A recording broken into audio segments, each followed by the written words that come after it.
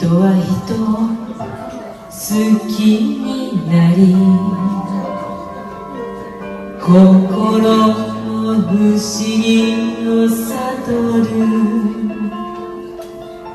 風そよぐ花、枝伝う鳥、すべてに君を思う。会う喜びよりも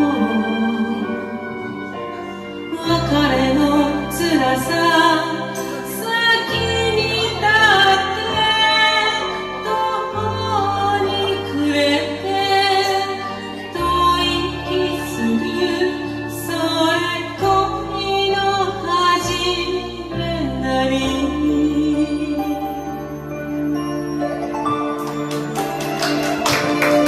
ゆべゆべのつれづれに手紙をしたため破る。朝のしらじら恥ずかしい言葉、少し不気味よ